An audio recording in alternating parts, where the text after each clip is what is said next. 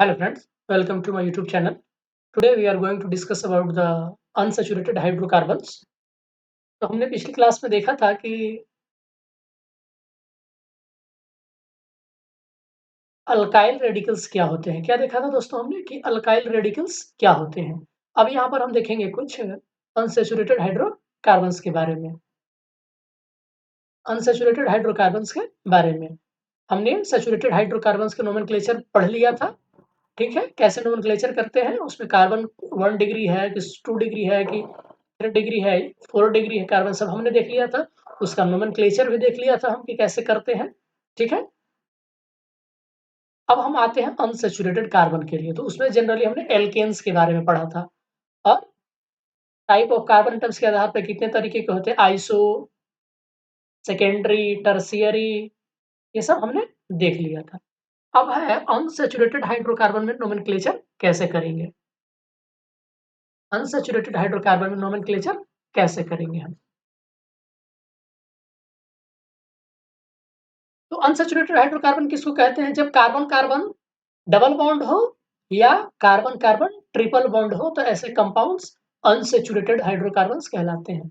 Unsaturated, इसको unsaturated इसलिए कहते हैं दोस्तों कि ये रिएक्टिव होते हैं, क्योंकि यहाँ पर इलेक्ट्रॉन क्लाउड्स है ना, ये इलेक्ट्रॉन क्लाउड्स हैं, मतलब इलेक्ट्रॉन की संख्या ज्यादा है यहाँ पर। तो ये रिएक्शन का एक बहुत ही बड़ा प्लेस बन जाता है, मतलब अटैकिंग। यहाँ पर ये बहुत जल्दी बॉन्ड टूट करके रिएक्शन बना, लेकिन कार्बन कार्बन सिंगल बॉन्ड एक ही बॉन्ड था, टूटने का मतलब है कि कंपाउंड का टूटना। लेकिन यहाँ क्या है कि ये बॉन्ड टूट भी जाएगा तो भी कंपाउंड रहेगा। ठीक है, तो इसीलिए अनसैचुरेटेड होते हैं ये रिएक्शन बहुत जल्द करते हैं with respective to two alkenes, इसलिए इनका नाम अनसैचुरेटेड अनसैचुरेटेड कंपाउंड से यूं कहिए कि अनसैचुरेटेड हाइड्रोकार्बन्स कहा जाता है। तो वैसे हाइड्रोकार्बन्स जिनमें carbon carbon single double bond और कार्बन कार्बन ट्रिपल बॉन्ड हो, ऐसे अनसैचुरेटेड हाइड्रोकार्बन कहलाते हैं। इसके दो पार्ट्स हो जाएंगे, पहला हो जाएगा एल्कीन और दूसरा हो जाएगा एल्काइंस, है ना दोस्तों। एल्कीन्स और एल्काइंस, तो एल्कीन किसको कहेंगे, तो एल इसका नोमेनक्लेचर कैसे करेंगे, एल्केन में से एन हटा दीजिए और इन जोड़ दीजिए, आपको मिल जाएगा एल्कीन। मतलब कि मी इथेन में से, क्योंकि एक कार्बन के साथ तो होगा नहीं, इथेन में से एन हटा दीजिए और इन जोड़ दीजिए, क्या मिल जाएगा, एथीन। ठीक है ना, इस तरीके से हम नोमेनक्लेचर करते हैं। इसका जनरल फार्मूला क्या होता है, CnH2n, CnH2n। तो पहला मेंबर का क्या होगा, n बराबर 1 रखेंगे तो CH2, तो पॉसिबल नहीं है, तो n बराबर n greater than equal to 2 होगा यहाँ पर। C2H4 इसका पहला मेंबर है। ठीक है ना, मतलब कि H2 डबल बॉन्ड CH2, ये है आपका एथीन, सबसे लोएस्ट मेंबर। प्रोपीन को क्या लिखेंगे, प्रोपीन लिखना हो तो CH3 CH double bond CH2। तो ये डबल बॉन्ड चाहे यहाँ रहे चाहे यहाँ रहे, कोई फर्क नहीं पड़ेगा, एक ही तरीके का कंपाउंड्स मिलेगा। लेकिन जैसे ही इसके आगे बढ़ेंगे आप, प्रोपीन के आगे, जैसे ब्यूटीन, पेंटीन, हेक्सीन, तो वहां पर places of the on the basis of the place of the double bond, there are different types of compounds of the same compound, right। जैसे अगर हम ब्यूटीन का लिखना चाहें तो ब्यूटीन दो कंपाउंड्स हो जाएंगे, कैसे आइए देख लेते हैं। ब्यूटीन लिखना चाहते हैं, नोमेनक्लेचर समझ गए सब लोग। अभी हम नंबरिंग वाला नोमेनक्लेचर भी बता दे रहे हैं यहाँ पर। तो नंबरिंग वाला नोमेनक्लेचर यहीं पे देख लीजिए।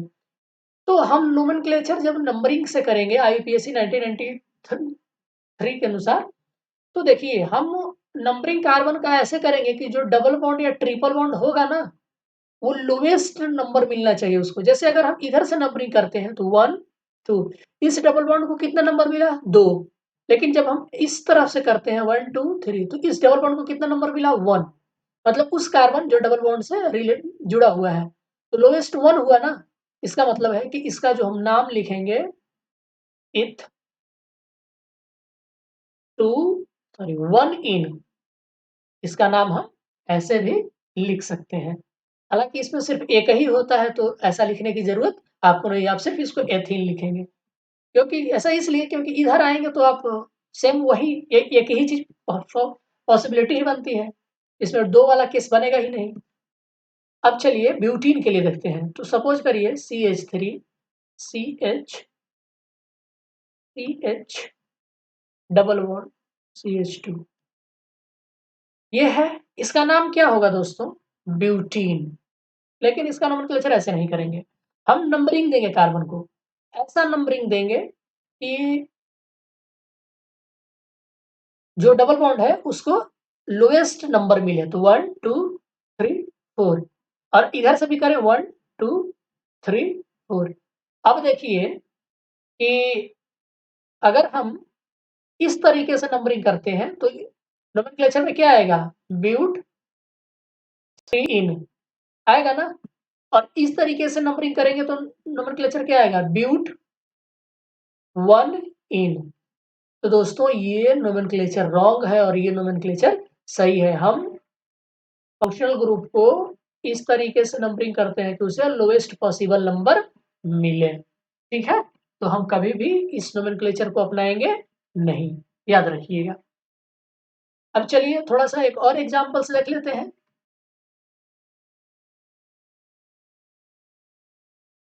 और मैंने कहा ब्यूटेन के लिए दूसरा क्या हो जाएगा? अगर आप ब्यूटेन का दूसरा स्ट्रक्चर देखना चाहते हैं तो ये एक ये भी हो जाएगा। डबल बॉन्ड है, डबल बॉन्ड CH थ्री, ठीक है? तो चाहे इधर से आप नोमेनक्लेचर करिए या इधर से करिए, दोनों ही केस में ये कार्बन को आपको दूसरे नंबर ही मिलेंगे। अगर इधर से भी करेंगे, देख रहे हैं डबल बॉन्ड को दूसरा ही नंबर मिलेगा। इसका मतलब है कि ये एक दूसरा हो गया, ब्यूट 2 इन इसका नाम है। चाहे आप इधर से नोमेनक्लेचर करिए, चाहे इधर से नोमेनक्लेचर करिए। ठीक है? दोनों ही केस में ये ब्यूट 2 इन ही होगा। अब पेंटेन के लिए देख लेते हैं। पेंटेन के लिए क्या होगा? तो सपोज करिए कि अगर डबल बॉन्ड किनारे पर होता है तो कोई बात नहीं है, पेंट 1 इन हो जाएगा। क्या? अगर सपोज करिए कि डबल बॉन्ड यहाँ पर है सेकंड कार्बन के साथ और थर्ड कार्बन के साथ, सेकंड कार्बन थर्ड कार्बन के बीच में है ना? अगर दोस्तों यहाँ भी आप करते हैं तो सेम पॉसिबिलिटी फिर आएगी। तो नंबरिंग करिए, अगर इधर से नंबरिंग करते हैं तो 1 2 3, डबल बॉन्ड को कितना नंबर मिला? 3 मिल गया। लेकिन आप इधर से नंबरिंग करेंगे तो 1 2, देखिए 2 ही नंबर पे डबल बॉन्ड आ गया। इसका मतलब है कि इसका नोमेनक्लेचर पेंट 3 इन इधर के अनुसार नहीं होगा। लोएस्ट नंबर 2 मिल रहा है तो पेंट 2 इन होगा। इधर से नोमेनक्लेचर। अब आ गई बात समझ में सभी को कि हम डबल बॉन्ड या ट्रिपल बॉन्ड को इस तरीके से नोमेनक्लेचर करेंगे कि जब हम कार्बन की नंबरिंग करेंगे तो वो लोएस्ट पॉसिबल नंबर आपको मिलना चाहिए। ठीक है ना? चलिए, अब कुछ मेंबर्स हैं, आप याद रख लीजिए कि इसका नाम है, इसका कॉमन नेम है इथाइलिन, इसका नाम है एथीन। अब इसका नाम है प्रोपाइलीन, कॉमन नेम है ये, और ये है propene, IUPAC name. Alpha butylene. अब देखो दोस्तों, ये जो मैंने बताया यहाँ पर, तो अल्फा बीटा नोमेनक्लेचर ये होता है आपका कॉमन नोमेनक्लेचर में। तो इस कार्बन को हम कहते हैं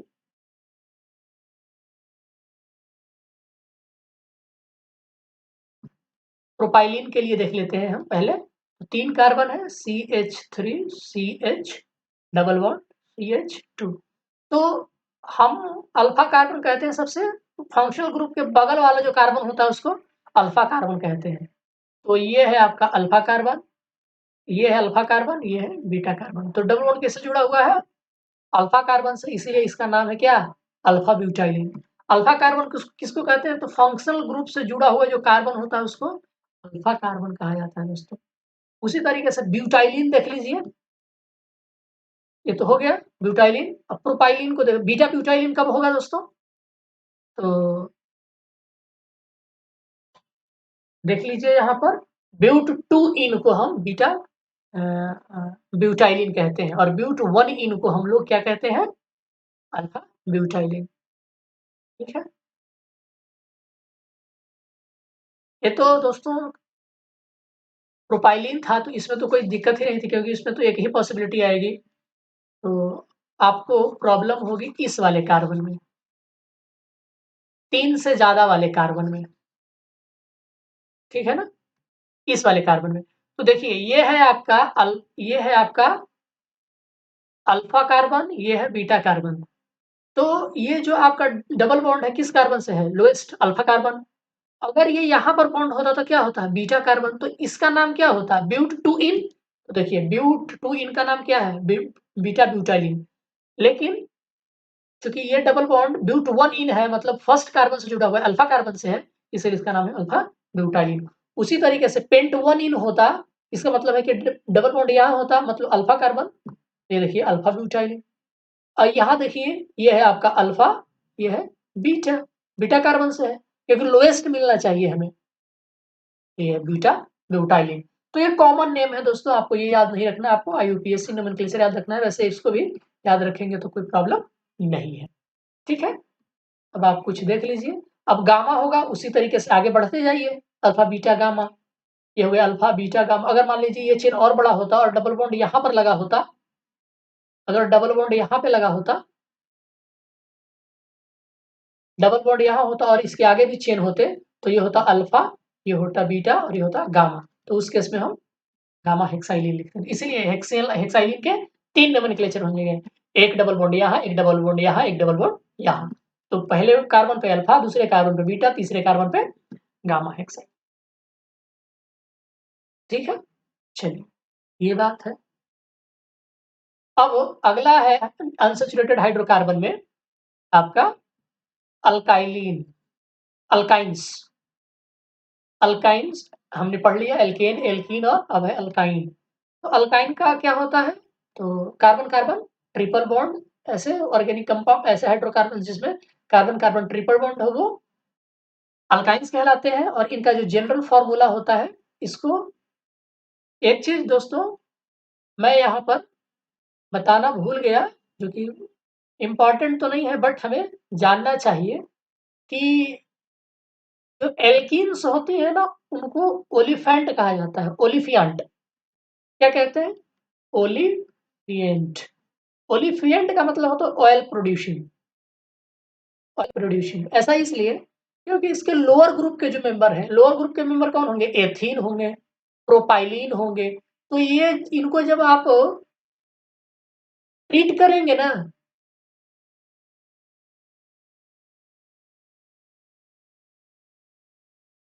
क्लोरीन के साथ रिएक्शन कराएंगे ना इनका, जो लोअर मेंबर है जैसे एथिलीन, प्रोपाइलीन, इनको, तो ये देते हैं आपको ऑयली प्रोडक्ट, जैसे ग्लिसरीन वगैरह सब बनाते हैं, तो ऑयली प्रोडक्ट देते हैं। इसीलिए हम लोग एल्कीन को क्या कहते हैं? ओलिफियांट भी कहते हैं। याद रखिएगा क्यों कहते हैं? क्योंकि लोअर मेंबर जो होते हैं एल्कीन्स के, वो क्लोरीन के साथ रिएक्शन करके ऑयली प्रोडक्ट बनाते हैं, इसीलिए इनको, इनका नाम है ओलिफिएंट। उसी तरीके से अब हम एल्काइंस का देख लेते हैं। तो एल्काइंस का जो जनरल फॉर्मूला होता है CnH2n-2 होता है। तो n बराबर कम से कम तो आपको n बराबर 1 तो होगा नहीं, तो n बराबर 2 से ही चलना पड़ेगा, ठीक है। तो C2H2 यानी कि triple bond H, triple bond, ये आपका सबसे लोएस्ट मेंबर अल्काइंस का, ठीक है। इसका नाम है इथाइन। अब इसका नोमेनक्लेचर करेंगे, इसमें तो कोई दिक्कत नहीं। प्रोपाइन में देखिए आकर के, ये प्रोपाइन है आपका, तो चाहे ट्रिपल बॉन्ड यहाँ रखिए चाहे ट्रिपल बॉन्ड यहाँ रखिए, कोई फर्क नहीं पड़ता। तो नोमेनक्लेचर कैसे देंगे? इसको 1 मानते हैं, इसको 2 मानते हैं, इसको 3 मानते हैं, तो इसका एक ही नाम है।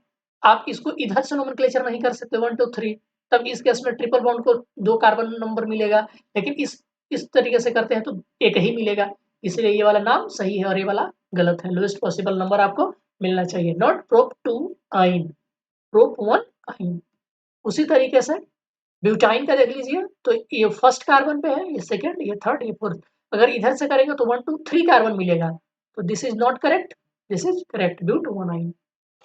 और इसका एक दूसरा नाम भी होगा दोस्तों, ब्यूट 2 आइन भी होगा, जब ट्रिपल बॉन्ड सेकंड कार्बन से होगा, तो इसका नाम क्या हो जाएगा? ब्यूट 2 आइन। तो देख रहे हैं ना, दो दो होंगे। अब आगे पढ़ेंगे इसको क्या कहते हैं हम। एक्चुअली इसको हम कहते हैं आइसोमेट्रिक आइसोमर्स कहते हैं, तो हम आगे पढ़ेंगे। अब ये देखिए यहाँ पे दिया हुआ है टू आइन। इसी तरीके से कुछ एग्जांपल्स हैं, आप इसको याद करिए कि जब ये रहेगा तो उसको इथाइन कहेंगे। उसका कॉमन नेम एसिटिलीन कहते हैं इसको, देखो एसिटाइलीन। जब 2 कार्बन हो, ट्रिपल बॉन्ड हो, तो उसका कॉमन नेम एसिटाइलीन होता है। और इसका कॉमन नेम होता है मिथाइल एसिटिलीन, क्योंकि मिथाइल ग्रुप जुड़ा हुआ है ना। एसिटिलीन में ये है एसिटिलीन, इसमें मिथाइल ग्रुप जुड़ गया, तो इसका नाम हो गया मिथाइल एसिटिलीन, या एलिलीन के भी कहते हैं इसको। इसका आईपीएसी नोमेनक्लेचर है प्रोपाइन। अब देखिए दोस्तों, ये है आपका एसिटिलीन एसिटाइलीन।